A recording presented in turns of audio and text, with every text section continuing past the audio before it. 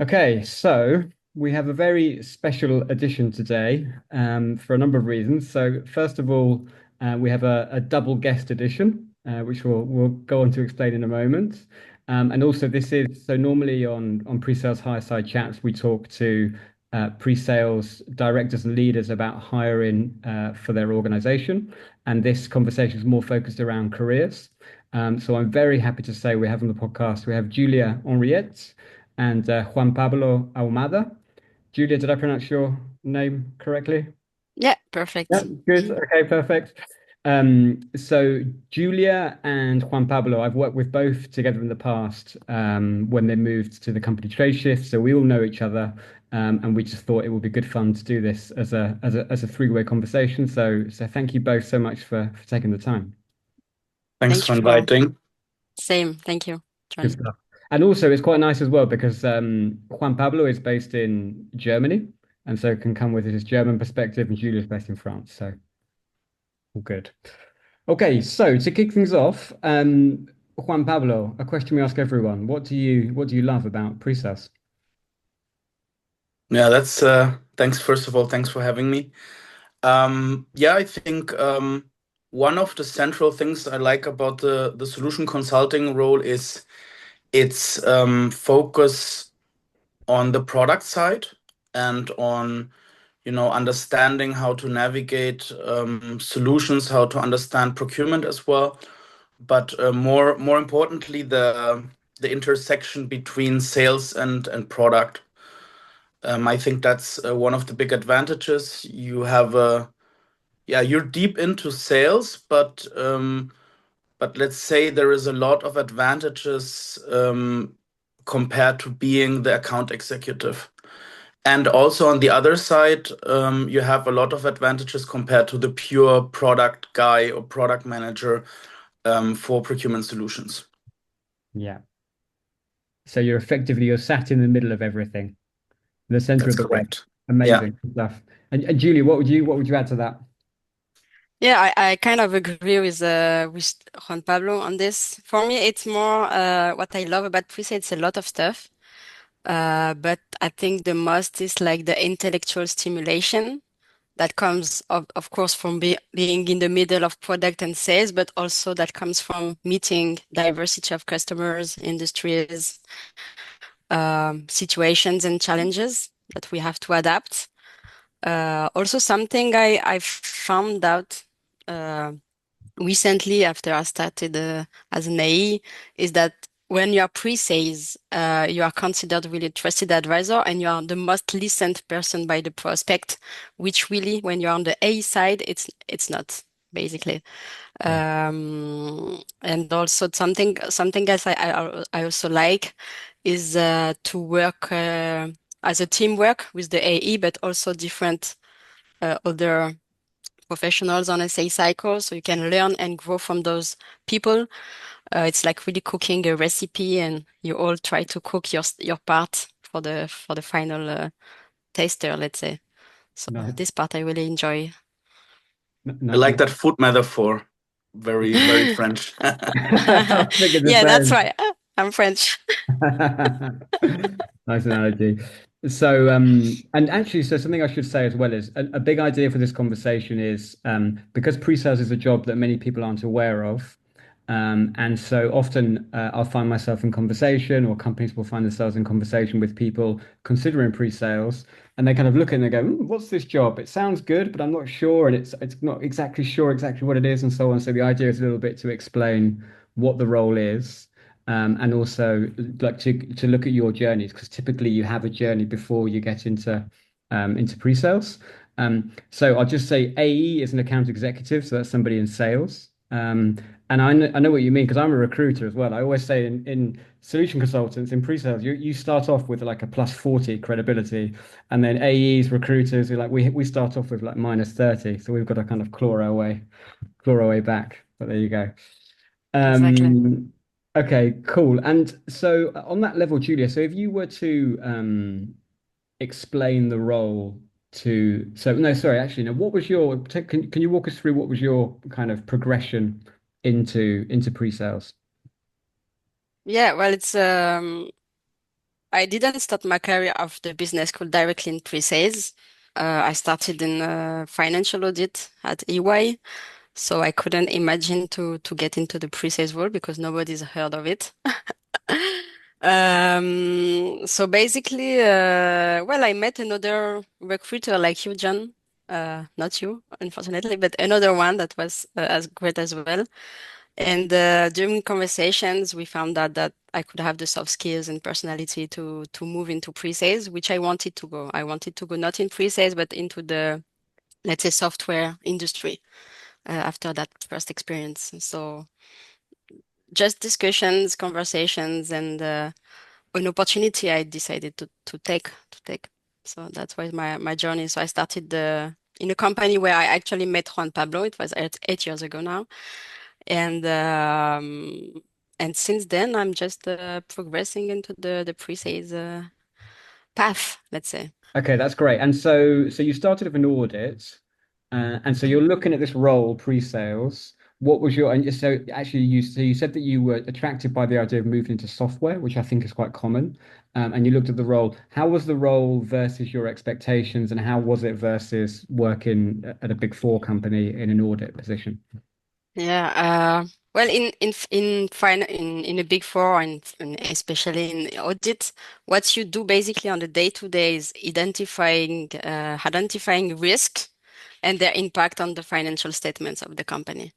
So now, as a pre-sales, it's you still identify those risks, but instead of seeing risk, you turn them as opportunities to bridge to bridge the gap with your solution, and you have to bridge that gap and sell your vision to the prospect.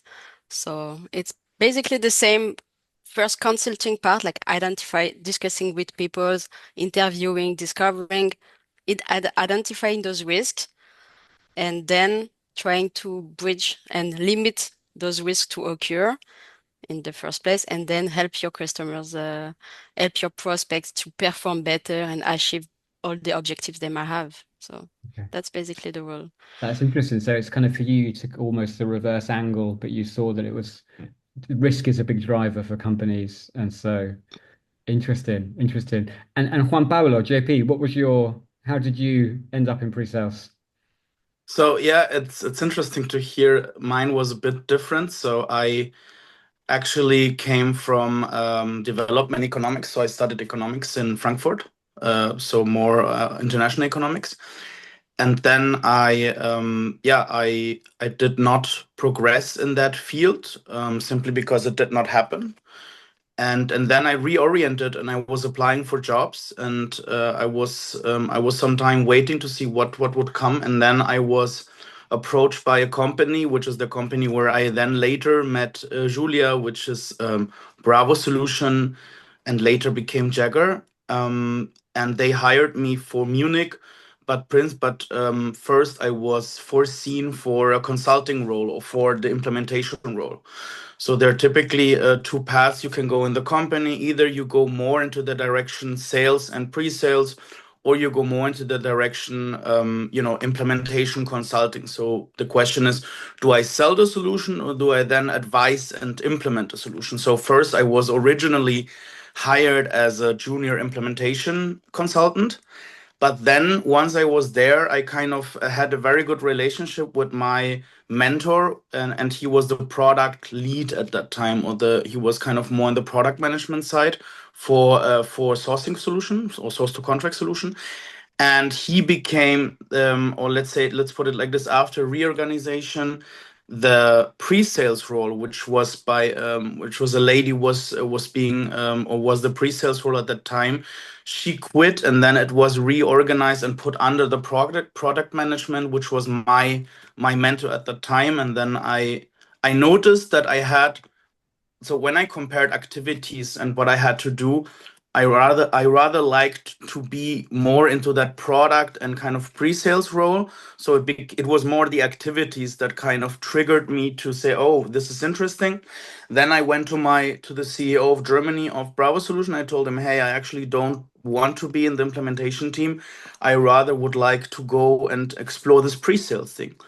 And the good thing was, or what happened after, is that we won one of the biggest deals in Germany with Bosch, so a very small company at that time, and it was a huge thing. And and that was actually the same year as I started pre-sales. So I started with a really big win, and that of course motivated me then to stay in that role.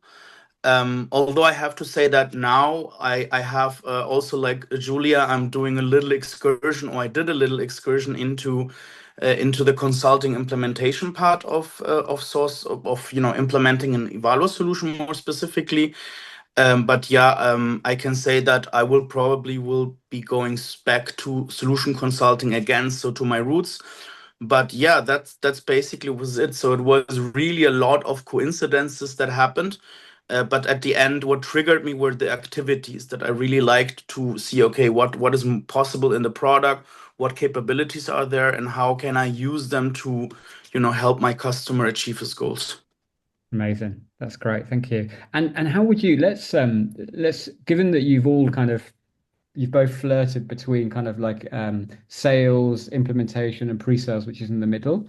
Juan Pablo, what would you briefly define as the differences? So if somebody's at, let's say, a big four company, they're a Mm. procurement expert, say, and they're looking, they're saying, well, I might like consulting, or I might like sales, or I might like pre-sales. What would you say are the differences, the pros and cons of all three? So yeah, for sales, I can't may say that much, but I can say for the implementation part and slash consulting, and for comparing it to the pre-sales part. So the implementation consulting is definitely more around building long-term relationship with the customer. Hmm. And it's kind of a little bit, I see it a little bit um as a long-term marriage, almost. Like you need, like, there are always up and downs, and you need to be, it's very long-term oriented. Like, long-term, I mean, like, rather a project of 1, 2, 3 years, where you implement a solution, then maybe you do some post-go live consulting, you develop it together with the customer, but also you go much more into the detail. And I think that's also where the big difference is.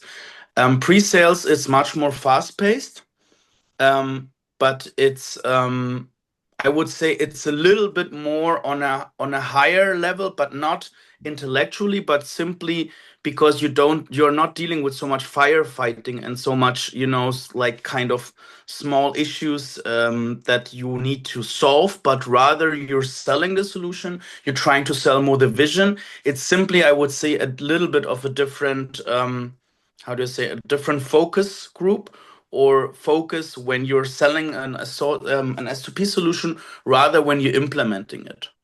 Okay. That would So, be, yeah.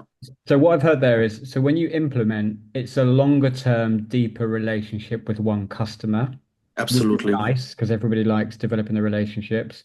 Whereas with pre-sales, you've got more, it's more dynamic, more fast-paced. Yeah. You've got more shorter term relationships that you establish. Um, and then on the consulting side, you've got a lot more detail and firefighting and yeah, like things like detaily things to sort through. Whereas in pre-sales, you're at a bit of a higher level. Is Yeah. that fair? Yeah. Okay. Yeah, and once you, sorry, and just to add, once you, let's say, sell something, you close a contract with pre-sales, you hand it over mostly to the implementation team, rather be it inside, internally to the provider, or to the software provider, or be it a partner, like was in my case, where I'm working for a partner that implements Evalua. It's not Evalua itself. But when you are with the customer, it will like hunt you much longer. It will be recurring and always refining, and that's, I think, the big difference. It's just Yeah. a matter of what you like more. 100%, 100%. Yeah, because all these things are preferences. There are people that Yeah, love exactly. both roles. So, and Julie, what would you add to that? Well, to the pre-sale journey, I think it's the same. Like it's quick, it's fast, it's dynamic, and that belongs to the intellectual stimulation I was mentioning initially. Mm. And this is what I like. I would say I cannot mention the implementation. I've never been into it, but I've been an AE, and I think well, the difference is that the AE really has to make the connection like make the connection, as well as the SDR, like SDR and AE. What do you mean by connection? Connect with the prospect, with Yeah. different level at the prospect on the prospect side. Could be the project manager, the financial director. I mean, anyone But on does that the mean like make contact with those people? yeah. I mean, connect is like yeah. First of all, get the contact, but also connect like emotionally. I would say. Okay. I would say the pre-sales connect rationally, like logically. You have pains, I Ooh, have solutions. This is okay. my This my is point of view. But the sales is more connect emotionally. okay. I have an objectives, I have a target. This is my vision. How can you help? And you have to find out, but you have to build trust as well as the sales. But it's more difficult when you come from scratch actually, because the Hmm. pre-sales you are already introduced by the sales. So Yeah. you come, you are introduced as the advisor, the trusted advisor that can help solve the pain, solve the challenges, etc. Mhm. But the sales, you are introduced by no one. So you have to make your own So your own path. so you're saying that in a sales role, because that trust isn't there yet, that's the job of the AE, and that trust is developed to some extent. And then as a pre-sales person, as a solution consultant, you go in and your role creates trust automatically. So you're trusted inherently anyway. And then at the same time, some of the trust has been built already. Is that? Yeah, some of the trust is already built. Of course, you have also to be recognized Hmm. as or considered as trusted advisor by the Earn it. prospect. Of course, it's not granted, but you're introduced as such by the by another person.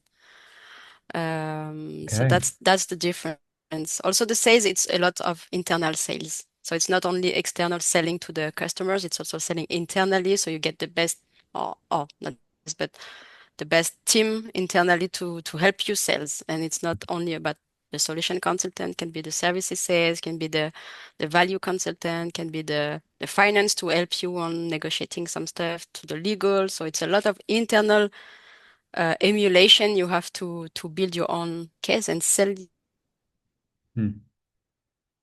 So it's all about connecting with people internally and also externally. Yeah, I love it. Okay, that's a really, and I love the head and the heart analogy. It's a really nice way to think about it. Um, okay, and If I can add something to that, I think yeah, you said you had a lot of great points, Julia. Yeah, I find it interesting that I think that salespeople, um, like let's put it like this: when you're a customer and you're talking to a sales guy, you automatically are a little bit in the defense because he's selling you something. So it's not, maybe it's not even something very peculiar to solution consulting, to selling software. It's more of selling anything to anybody. You know, that mistrust that is a little bit there. It's true when you're a solution consultant, or let's say the closer you are to the product, the more you're also not telling the truth. How should I put it?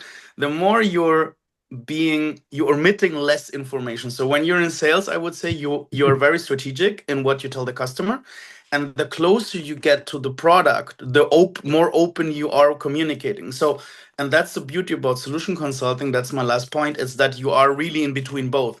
You are kind of, you're not the product guy because you maybe know some stuff, but you're omitting because you're selling. But you also need to cover your own back because at the end the product guy will come to you and tell you, what have you sold? You know, from the solution side, we can't do this functionality does not exist.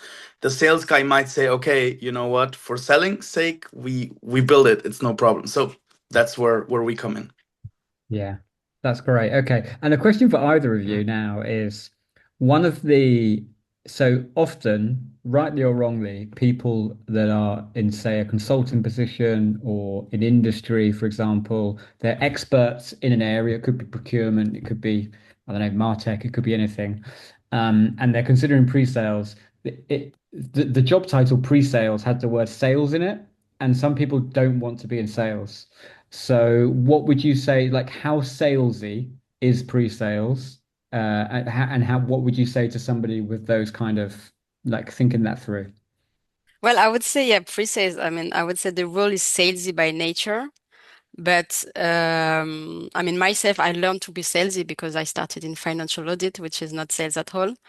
but you are not the AE, you are not the salesperson. So what I see as a pre-sales is the idea is to complement your AE skill set. So you can be an advisor, an expert in your industry, in your field, in a specific product, or you can also be a salesy pre-sales, which I think I am.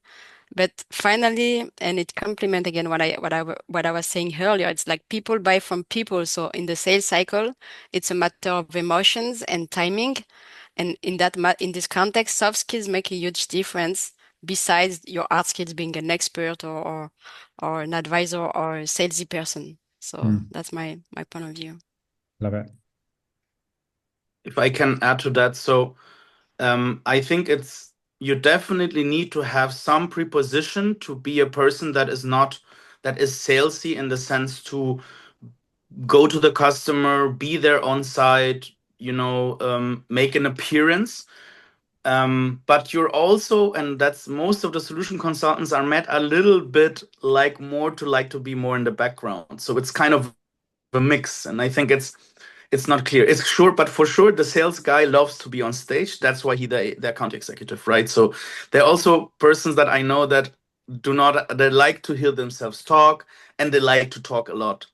I think we are more a little bit that we try to listen, filter the information, and use it to maybe and as you said rightly, Julia, complement the sales guy in giving it more a little bit of functional discussion rather than only being a price matter. Because if it would be only price when we're selling a software, then they wouldn't need a solution consultant, because just the sales guy go in and gives the lowest price, and then as low as possible, and then we win or we don't win.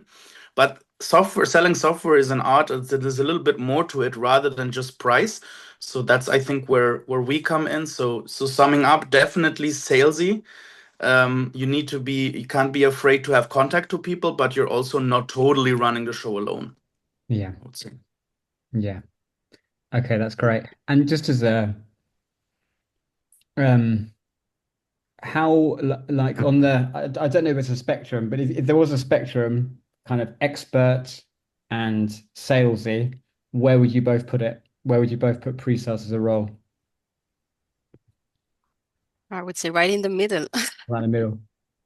Yeah. I would put it a little bit, I would say 60% sales, 40% expert, because now working in implementation, I mean, I know now what, let's say, experts look like that really like implement day to day, and that's a different level, I would say. That's why I would say a little bit more inclined towards sales than towards expert, but Yeah. it depends a lot. I mean, but yeah. My experience as well, talking with pre-sales leaders, talking with candidates, Mm. has been that sometimes being too much of an expert can almost be a hindrance because you have so much knowledge and so much awareness, and it goes so deep that you look at things from a perspective and you explain things from a perspective that to the customer just gets lost because they don't want to go to that level of detail and they don't need to go to that level of detail. And so so people in pre-sales have this kind of really good ability to talk to the level of depth that's required for the situation, if that makes sense. And then if the customer wants to go into more depth, that's great, but they don't. And sometimes deep experts find that really difficult. Do you think is that fair from your experience? Yeah, totally. Yeah. Yeah, I just thought of a story. Like I heard, let's put it like this: when I was in implementation, or now in implementation, I don't hear a lot of demos from, but I had one demo where I thought, okay, this is definitely way too much into the detail, and no customer would understand this.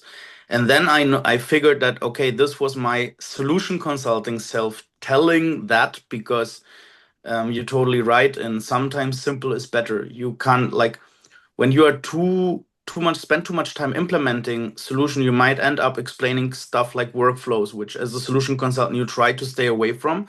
Everything that is too much administrative or configurative task, you would never show the customer in a kind of a solution consulting demo, except it's asked by them. Yeah. So that's Yeah. Yeah. But Amazing. it makes me ask something because I can see in France, at least, I don't know about other countries in Europe or elsewhere, that a lot of pre-sales come from implementation background. And so I always ask, but I like always to see their demos and stuff and to try to adjust a little bit that deep, uh, that level of deepness they put in the demo because of course they know more on product than That for sure. Yeah. that someone else. Yeah. Yeah, it's always the question that whenever you have a consultant going through a recruiting process, it's like we don't doubt this person's knowledge or expertise. It's just whether they can make the transition and also whether the transition will be exciting for them or not. Um, okay, amazing. What have you both learned? You know, if you were to go back and talk to yourself, when you both started at Bravo Solution, what do you think you've learned since then that will apply beyond working in pre-sales? So what kind of skills and abilities that are transferable have you picked up? I would say listening a lot to the customer. Sometimes you really spend one thing way too much time talking and less time really listening to what the customer really needs. Yeah, the other is, yeah, it's always good to have other perspectives. I think one thing is that, and that happened, I think, to both of us, Julia and me, that when you are a lot of time in pre-sales, there is a point where you say, okay, I want to get another perspective, maybe get some fresh air. And I think that's one thing. Sometimes you need to step back and reflect and see where am I going? Is it really what I want? Or just go try something different and then appreciate what you really have a solution concept. That's at least for me. After a quick excursion into implementation, I think, okay, let's say relationship, what you need to work, the detail you need to work, the time you need to work, and the money you earn, it's definitely always better to work in sales. And I think that goes for both consulting and implementation for both. Mm. So yeah, that's maybe what from my side what I can offer. Yeah, that makes sense. And because in pre-sales as well, you're so, like we said at the beginning, you're at the center of everything. And so you can move into product, you can move into delivery, you can move into sales, you can do pretty much anything. And Yeah. so, which is nice because, like you say, you can go out and come back in. So, Julia, what would you add to what JP said in terms of what have you learned yourself? Uh, yeah, what I've learned, I've learned a lot of stuff. Actually, listening is a good point. I would add also the empathy. You have to do with your audience. Can be a partner, can be internal people, can be, of course, the prospect, of course. And it's highlighting the topic we were discussing earlier to adapt your level of pitch to that empathy. Uh, if you are facing an IT guy, don't go into too much detail on your field or your field topic, and vice versa. What I have been learning as well is actually that sales cycle is all about timing. You can be the best. You can be the best expert of the solution. You can have the best salesperson with you. You can do everything correctly, but if it's not the good timing, it won't work. Mm. And this part, I don't think pre-sales. I mean, when I started in pre-sales, I wasn't aware of this actually. I just, okay, we have a demo, let's do it. Discovery, demos. Actually, not even discovery, just demo. So I learned to have the discovery beforehand and switch, I would say, demo monkey to really strategic pre-sales. So it's really important this part. And also something that I might have come from the financial audit where you have to find problems. You want to find the risks, you want to find problems, so you want to find where are the errors in the process or the risk, the mistakes in the financial statements. You have to find where is the problem. But the mindset is a complete shift in pre-sales because you don't want to see I mean, of course, you identify the problem, but you want to see solutions and not problems. And this thing is really important in any career, actually, where you want to help people and find solutions and not simply identifying problems and not recommend anything. So that's what I think I learned. from the pre-sales career. Well, from what I know from our interactions in the past, Julia, I'd say you definitely seem to be more of a solution-oriented person than a problem-oriented person. That's why I didn't take that's why I didn't last in financial audit, I would say. Yeah, yeah. Uh, It's Just so one, sorry, just one point I remembered because after listening to Julia, I think the toughest part and that I've learned is really to say no, or to ask for more details. And that goes to the point where sometimes salespeople get ahead of themselves. It's all I understand it because it's also the pressure you're under that you need to sell. That you might get into stuff that you're all things indicate that you're going to lose it. You still do it because you say, "Hey, better try than not try it." And I think that what makes the difference if solution providers are successful in the market is that they choose the right battles to fight. I And I agree. think that's something very important, but also that you need to contribute your part by reflecting and maybe not saying no all the time, but at least asking, okay, why I need more. You need to convince me why I should do this. Yeah. That for sure. Yeah, I completely agree. And that ties in with what Julia was saying before. And I think also it ties in with the empathy bit that Julia mentions. I think that if you look at things just from your perspective of, I want to make a sale, therefore I'm just going to hope and imagine that you're in a situation where everything's in place for you to buy. But in reality, that's not always the case. And I think I mean, it's the same with candidates looking to move jobs. You can, if there are times when you're ready to move and there are times when you're not ready to move, and, Exactly. you can there's some Timing, and that's timing, and back to there's the some point, wiggle room timing. within that, but broadly speaking, you need to, or if you buy a new car, if you just bought one the year before, you're not going to buy a new car. And so yeah, I completely agree. And where we put sometimes we put so much energy into things off the back of hope and nothing else, when it's better just to cut your losses and say, actually, let's move on. Let's focus our efforts on something that could be, has more potential. Cool, cool. Absolutely agree. Okay, so I think we're kind of finishing off now. In terms of what are the two or three things that you think make up a great solution consultant? And again, I'm thinking about putting myself in the position of someone that's not worked in the role that's looking at this. What do you think? If you think about the best SEs you've worked with, what do they tend to have?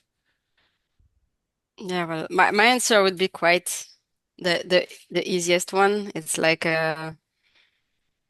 for me, pre-sales, it's what I told that recruiter back in the days, back in the years actually. Is that I really love being pre-sales for three because it's really a mix of three other roles that I know.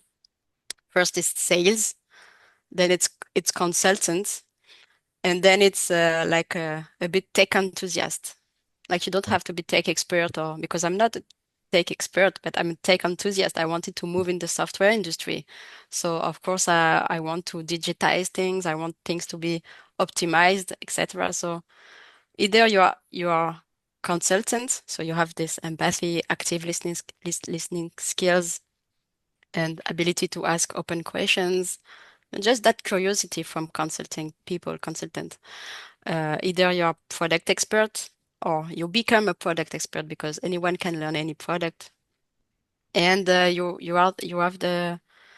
want to help people or you are say kind of salesy, So I would say it's a mix of those three things. If you have all those three, it's good to have two, but if you have all the three, I think you're one of the best SE. Yeah, I think if I like that approach about these three roles, I would maybe describe it a little differently. One thing is definitely, but that goes I think not only for sales roles, but in general, that you need to be convinced what you sell. Hmm. I think you really need to, because the customer notice it relatively quick, especially if you're on site. You really need to be convinced what you're selling. You need to have, okay, I know what I am doing and I know the solution and to say it with full confidence. Yeah. The second thing is that I think because I come from economics, what definitely or what definitely helps to be a good pre-sales consultant is if you can think in processes, because most of what procurement is, and this translates into how a S2P solution is structured, is a sequence of steps or processes or workflows.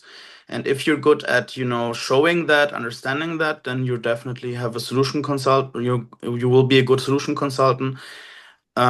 Last point, yeah, would definitely be a curiosity also to like tech in general, new trends in tech, and also how will it develop? Like a little bit a look into the future, what is possible, and to transmit that, hey, this is something great. This will help you in XYZ. Like this enthusiasm, that to have the passion a little bit.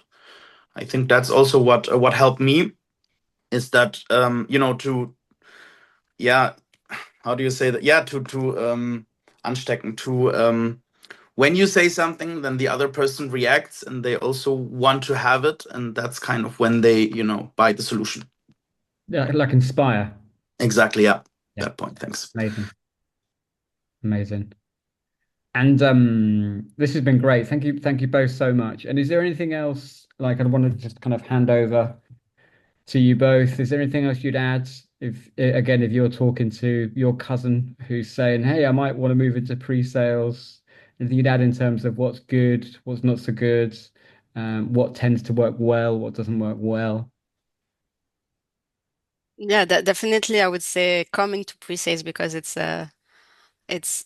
good career path. I mean, yeah, you can develop personally. So on many ways. As you mentioned earlier as well, we can change. If you don't like it, you can go for to implementation, consulting, I mean anything. But usually you don't start from pre-sales directly. So Yeah, you usually come from a certain background and then you jump into pre-sales, but take that opportunity because it can open a lot of doors. So you won't be it's not a boring career path, I would say. So yeah, that's my only point of view. I love it. I love it. Yeah, adding to that, I think thanks a lot to what you said, Julia. I can totally feel. I think we can know from a money perspective. I think both in France and in Germany, it's pretty good. So they're definitely worse paid jobs. Especially, I was talking to another solution consultant friend who said, "Hey, he knows people that are working. Okay, there are people that were working in how to say, in finance and in M&A, merger and acquisition. They make maybe more money, but they need to work like almost I don't know 100 hours a week or something. So the thing is that maybe the what's if you have deadlines and that you have a lot, then it's not a 9 to 5 job. Definitely not. There are some very stormy weeks and months. There's some more relaxed weeks and months. But all in all, it's a good. I mean, for what you earn, it's a really good trade-off for what you work and the intensity you do. And yeah, it's maybe one point I really like and I notice is that in consulting, I s- I feel that things are taken more a little bit for granted. So there's not so much to, if you're not, yeah, if you, how do I say that, if you want to have constant gratification, then not constant, but in pre-sales there are much more moments when you have a good demo or something that you can say, hey, I did a really good job. In consulting, so it's always, Like you've feedback always, moments. yeah, Yeah. exactly. Yeah, okay, I know what You you have mean. that more than I feel in consulting, where it's a little bit more yeah, it's as I said, long term, and there's a lot of situations and it's kind of taken for granted. So yeah, Yeah, I would And add same that. in sales actually, because if you don't sign, then it's Yeah, not good for you. But exactly. pre-sales, you work Exactly. The demo, if in the demo is yeah. good for you, it You're doesn't happy. matter. You're It doesn't happy. it doesn't, of course it matter. No, of course you want to sell as well, because you have a variable and it's relatively high, like compared to consulting, that I can say. But yeah, you have an instant gratification moment, and for sales and for consulting, it takes much more time to get there. yeah. And that's interesting what you say as well, that versus sales, that doing a great demo is totally in your hands. whereas whether that leads to a sale for the AE isn't so in their hands. Sometimes there can be things out of their control. So I suppose in solution consulting, you feel that you've got things more in your control, that bit more. Yeah. And same from that perspective to add on Juan Pablo, it's like the instant gratification. It's not only on the financial side, it's also on the just a thank you from the customers. If Yeah. you're an AE, you would never get the thank you. As far as I know, you will get when you sign and stuff, but if you do Yeah. just a presentation or stuff, you won't get that feedback, instant feedback from the customer. If you're pre-sales, usually if you good demo, you will have some thank yous. Yeah, you answer all my questions and stuff. So it's like maybe more for the new generation of people. Like we need instant recognition and stuff, but I don't know. We are Maybe quite true, young, yeah. Juan Pablo and me. We are quite from that new generation as well. So Yeah. I'm a Are you little bit suggest, I'm are a you little bit suggesting older that than I'm you, I not? Are you think. putting me in the older bracket? Yeah. You might be right, to be honest. Yeah. I think that the work-life balance is a good point actually, because especially compared to like big four consulting firms, those companies they sell man hours at the end of the day. They sell hours with the customer or billable hours, whereas a software company sells recurring licenses. And if you can help, close $1 million deal with 50 hours work or 5 hours work, it's the same net result at the end. So yeah.